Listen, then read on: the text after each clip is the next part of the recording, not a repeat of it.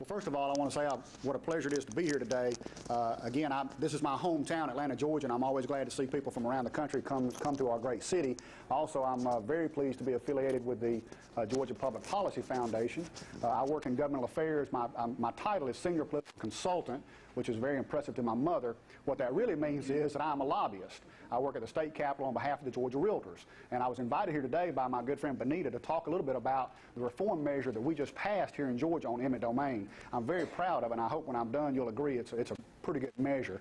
And to start with, I want to take you back in history just a little bit and share with you our starting point and how we arrived at the revisions that we've made. This whole thing started for me here in Georgia in 2005. We had a freshman senator by the name of Jeff Chapman from Brunswick, Georgia, show up at the state capitol with what I thought was a great idea. He had told me when he got elected, his intention was to come to the Capitol and keep his mouth shut and his ears open. And I will tell you, this is my 20th anniversary with the Realtors at the Capitol. That is a very good philosophy for a freshman. Okay, keep your mouth shut, your ears open. You make a lot of friends. You move up seniority. You get things done.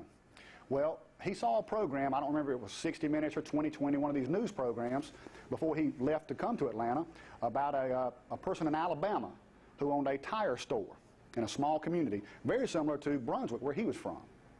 And one of the big boxes, I don't know if it was Walmart or Kmart or Target, came to town and said, you know, this is a perfect location for a superstore, and we would like to buy your tire store. And he said, you know, I appreciate that. They made him a very generous offer, but I'm not interested. This has been in my family for a couple of generations. I want to hold on to it. So what did they do? They went to the local government, and they said, here's what we'll do. We will buy new uniforms for the school band. We will put new shrubbery out in front of City Hall. We will generate a lot more jobs than the tire store does. If you will condemn the tire store, take it from him, and sell it to us, we will build our Walmart, Kmart, whatever. And guess what? The city said, that's a good idea. And they did it. They did it. And that sent a chill down Senator Chapman's spine, and mine too, when I heard the story. Because if you think about it, what's your most basic property right? The right to hold on to your property. The government should not be allowed to come and steal your property for some ambiguous, you know, as Leonard was talking about earlier, this economic development tool. We go from public use to public purpose. And it's a very scary sort of proposition. So Senator Chapman came up with what I thought was a very straightforward, simple piece of legislation. Said two things: you cannot use eminent domain for two purposes.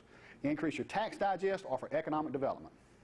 Increase your what? Tax digest. Couldn't do it for tax revenue. Oh, just okay. Right. Can't do it for tax revenue. Okay. Can't do it for, quote, economic development. Basically job creation. Can't do it for more taxes or more jobs. It's not fair. You know, property owners shouldn't be subject to that sort of taking. And again, we thought common sense, you know, good piece of legislation. Got behind it. It flew through the Senate, got into the House, and we ran into a little bit of trouble in the House Judiciary Committee. The Judiciary Committee, as I'm sure you can imagine, is about 30 attorneys. And it's hard to get 30 attorneys to agree when it's daylight. So we go before the committee and we have some discussions, and the Georgia Municipal Association, representing all the cities in Georgia, came forward and testified that there is none of this abuse in Georgia. It's not happening here. It's not going to happen here. We don't need this legislation. My response was, yeah, it's not happening here and we don't want it to happen here. Why would you oppose legislation that said you can't do it if you say you don't want to do it and it's not being done? Okay, but if you've dealt with bureaucracies, you know how that works. The bad news and the good news is that the chairman of the Judiciary Committee, a gentleman by the name of Wendell Willard, who actually represents, I think, this part of town, is a big supporter of our organization and pretty conservative, level-headed kind of guy. And Wendell called me in his office, and he said, Keith, I want you to know I'm not unsympathetic to your concerns. In fact, I agree philosophically with where you're headed. But what you may not know is there is a case pending before the United States Supreme Court, Kelo versus New London, Connecticut. And these very issues will be decided in that case. And as much as I would like to help you pass legislation, I don't want to pass something in Georgia that might be rendered moot, or parts of it might be rendered moot by this Supreme Court decision that's coming down the pipeline. So why don't we do this? Let's hold your legislation. Let's see what the court has to say. We will hold hearings next fall, and we will develop a piece of legislation that will protect the property owners of Georgia, and at the same time pass any potential lawsuit down the road, because we've got direction from the Supreme Court. Okay. If you've never been involved in the lobbying business, I've got a little clue for you. When the chairman says, here's what I want to do, the correct response is, that's a great idea, Mr. Chairman. Tell me when I need to be there. I'll be there with bells on. I'll be at every one of the meetings. And again, he's trying to help us. So We did that. Funny thing was, of course, we had no idea that the Supreme Court would lose its collective mind. I mean, it's just ridiculous when you look at the court's decision, how far afield they've gone. The chairman called me shortly after the Kelo decision, and we were just raving about what lunatics they were and how far they've gone from the Constitution. I can't imagine, you know, Thomas Jefferson must be spinning in his grave. I mean, can you imagine if they showed up at Monticello and said, Mr. Jefferson, get all your stuff out, we're going to put a pub here, because if we sell alcohol here, we generate more tax revenue. You know, that's just so contrary to what the Founding Fathers are all about. Your private property rights are held sacred, and we believe they should continue to be so.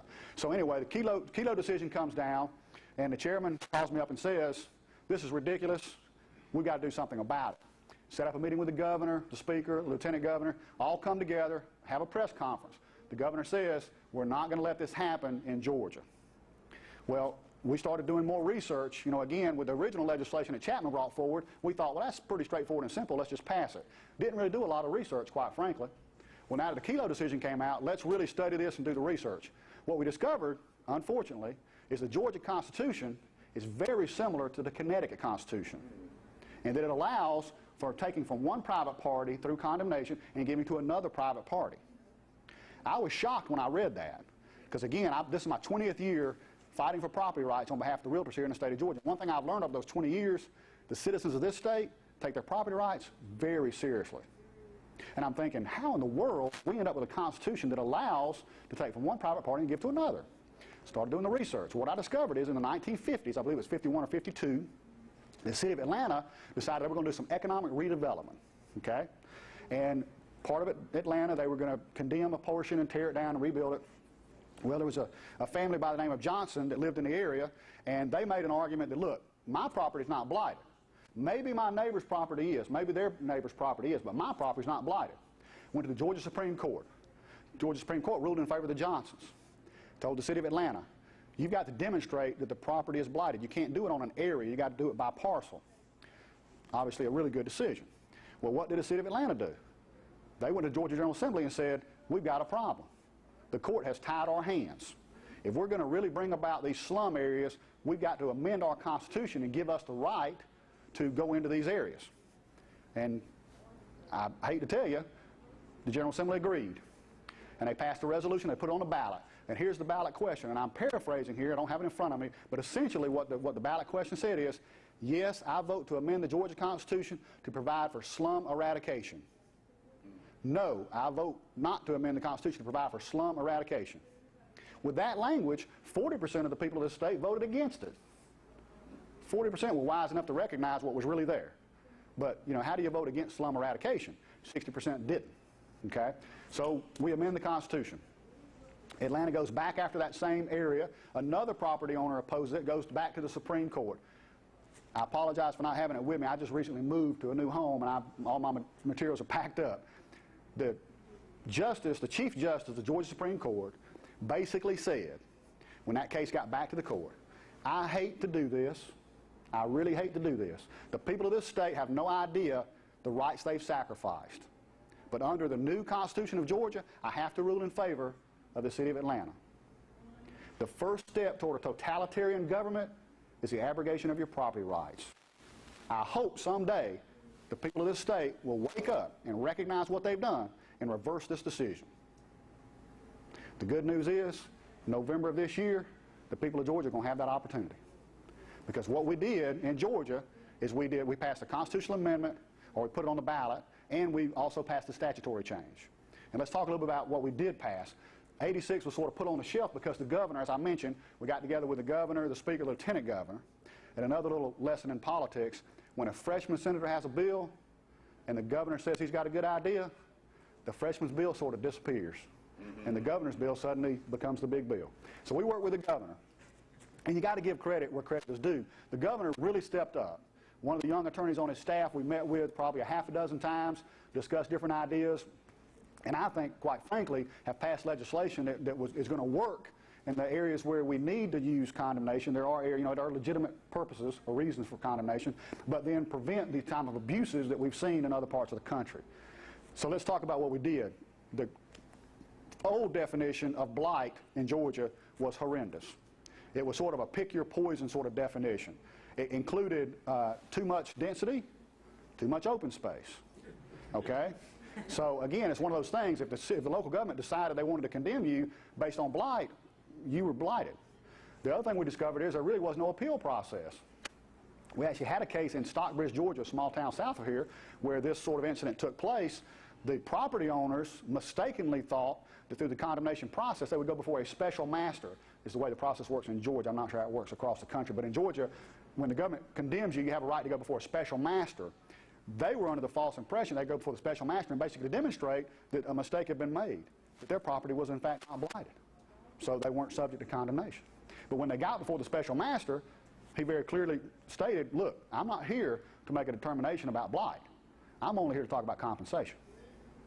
So we discovered there's really no appeal process at that point in time. If the government said your property was blighted, your property's blighted. Plain and simple. Well, we've changed that. Under the governor's proposal, we've totally shifted the burden. The statute in Georgia now says that the burden is on the condemnor to demonstrate that they have a right to condemn your property. And there are a couple of things they have to do now that they before have not had to do. Two things primarily. Number one, for every parcel, and again, here, this is an important point. We're not talking areas, we're talking parcel, individual parcel. So every property owner has a right to defend their particular property, okay? And what the government now has to do is two things. One, for every property they'd like to condemn, they have to file a petition in the Superior Court. And that petition has to outline under what powers do they have the right to take that property, what do they intend to do with that property. There's also some buyback. If they don't use it as they claim to use it in the first 5 years, they have to pay, have to give it back or sell it back, that sort of thing. So there's some protections there. And there's actually a list of about 6 different things in that petition, each one of which gives you an opportunity to challenge. Okay? The other thing they have to do is the local governing authority has to pass a resolution outlining their plan and the fact that your property is one of the properties they intend to condemn in order to put this plan forward. So the beauty of it is you have sort of a two-pronged approach. You've got the legal avenue, you've got your due process. You can go into Superior Court, make a case that they're acting improperly, or you can approach it from a political perspective. You can go to the elected official, go to your neighbors and say, this is an unfair, unjust plan. It's really not a public use. You know, it's simply exploiting my value of my land, you know, for the community. So you can sort of tackle it either way, which we think is, you know, it's good to have those options. Quite frankly, one of the fallacies, I think, with eminent domain, we were told time and time again by the Georgia Municipal Association that eminent domain abuse is not an issue because the people that are practicing eminent domain are elected officials, and they would never abuse people because they have to get reelected.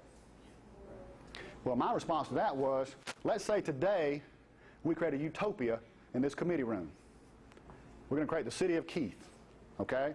And everybody's going to be happy. But guess what? We need a park. Leonard's got the perfect spot for a park. So let's take Leonard's property and build a park. How many people approved to do that? Well, pure democracy means Leonard's out of luck because he's got one vote, and you all benefit by taking his land. So that argument is not a very good argument to say that eminent domain abuse is not going to take place because elected officials exercise eminent domain. It's pure mathematics. That lends itself to abuse, quite frankly. And so, again, that's why we felt like that the language we put in place in Georgia will prevent that situation because you've got the legal avenue as well. If you can't get it done politically, you can go through legal means.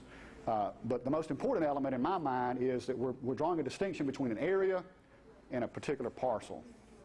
So if you have an elderly grandparent who happens to live in an area that perhaps has gone downhill, it's not as prime as it once was, and the city wants to take their property, if they've maintained their property, they're not at risk. And it's a balancing act. Quite frankly, Senator Chapman, who introduced the original bill we talked about, his belief is that you shouldn't use condemnation to correct blight. I don't disagree with him, quite honestly. I think he's got a very valid point. But I live in the real world, okay? And when you've got a freshman senator who has one philosophy, and the governor and the speaker and lieutenant governor who are willing to work with you and give you 95% of what you're trying to accomplish, you get what you can get. So I would like to see, quite frankly, that blight not even be considered. But there are areas where they've used condemnation to correct blight that I think most people would agree have been beneficial, particularly in absentee landlords or absentee owners, people that really haven't maintained their property. Maybe there's some room to work there. So we did compromise in that respect. But again, it's not an area, it's a specific parcel. So every property owner has that right to defend their particular piece of property. So that's sort of the major thing. I'd intended, quite frankly, to maybe bring some material, but again, I work from my house, and I just moved this week, closed Friday. So my materials are sort of packed up. I would urge you, if you're interested, you can Google the Georgia website, Sonny Perdue's Governor Sonny Perdue, or you can just go to Georgia Government and look up House Bill 1313 or House Resolution 1306. The resolution, obviously, is the constitutional amendment. 1313 is the statutory change. And you can see the specifics of how we changed the definition of blight, provided for due process, shifted the burden so the government has to demonstrate their right and need to take your property. We think these are significant steps forward. We worked with a number of organizations. I'm drawing a blank. I'm sure many of you in this room probably know what's the legal think tank that helped with the Kelo case? Institute for Justice. Yes, Institute for Justice. We had some hearings. The hearings that the chairman had over that fall, the Institute for Justice came in and testified. We worked with them on refining our bill. We also have, through the Realtor organization, at the national level, there's a law firm by the name of Robinson & Cole. Apparently have a pretty strong reputation on property issues, and they helped us to draft a couple of different versions that we worked with the governor's office on. And since we've passed that, of course, we've shared that back with Robinson & Cole and the Institute, and we're getting a lot of positive feedback. One of my counterparts from Ohio contacted me. They formed a task force. So we sent a copy of our legislation to Ohio, and I was really pleased. He called me back a week later and said that they debated it for about 2 hours and essentially adopted verbatim our proposal. So we feel like it's a pretty solid framework to start from. And would between the resolution and statutory thing and what the voters get to vote on? What the voters are basically voting on, I wish it were more clear, quite frankly. It's always difficult, you know, when you deal with a complicated piece of legislation, to boil it down into one sentence is pretty tough. Basically what it's going to say is that you're going to restrict the right of the use of eminent domain except for blight, and that's the part that gets kind of complicated. You have to get in and explain that today's definition of blight is very restrictive. There's like 6 factors, 2 of which you have to qualify, and then there's a second issue relating to health. And so we think the current definition of blight will protect us pretty well. But unfortunately, it's hard to explain that. I'm a little concerned that we may lose some votes when people see blight, because they're going to agree with Senator Chapman's philosophy, which I wouldn't argue, that blight's, we shouldn't use eminent domain for blight. But our mission is to educate the populace and be sure that they vote for the amendment, because even if you don't agree to blight, this constitutional amendment is a giant step forward in terms of protecting our right. Again, the current Constitution of Georgia says you can take from one private party and give to another. And that's got to change. That has got to change. In fact, our organization has set aside $200,000 to run a campaign. We put together some radio spots, we're going to do some newspaper spots to try to educate people. I believe, quite frankly, I'm sure you all experienced the same thing I did. After the Kelo case, there was just huge public outcry. So I think people will vote for the amendment if they're reminded to go out and vote. The public's memory is pretty short term. And so what we've just got to do is remind them now is the time. Remember that Kelo decision that so outraged you? Now is your opportunity to cast your vote to protect your rights against that sort of abuse in the state of Georgia. That's sort of our message. Who's going to fund that campaign? How do you do that? We do that through an issues action committee, basically a political action committee for issues. So we do it through voluntary contributions from our membership. And again, it's $200,000, which, we've got a large state. Is the governor, for instance, going to go on TV and do something for that? That's part of our program. In fact, what we're doing, we're working with the governor's office to work through some state agencies to distribute some materials as well. So we're getting a lot of help there, which we're really pleased with. That's not always the case. When you're looking at reform, government typically doesn't want to participate. But in this case, I think the public outcry from Kelo was so strong that even some bureaucrats recognized. As Leonard mentioned, the Municipal Association and the Georgia County Commissioners really didn't fight very hard publicly on this reform because they know it's a losing proposition. Do you really want to get up and say, no, we want the right to take your property? You know, you're just not going to do that publicly. So, no, they do it quietly behind the scenes, don't get me wrong, okay? I'm not with a think tank, I'm in the trenches, okay? I'm down at the Capitol 12, 18 hours a day, and I'm in the back room with them, and sometimes in the back room without them. They're fighting, they're just not doing it publicly. Okay, I'm sorry. Time's up. No, it's okay. All right. Yeah, thanks. So we can wrap it up for a couple of minutes if there's anything else. Well, I think I'm done. I'll hang around afterwards if anybody has any specific questions. And great, thanks. Okay.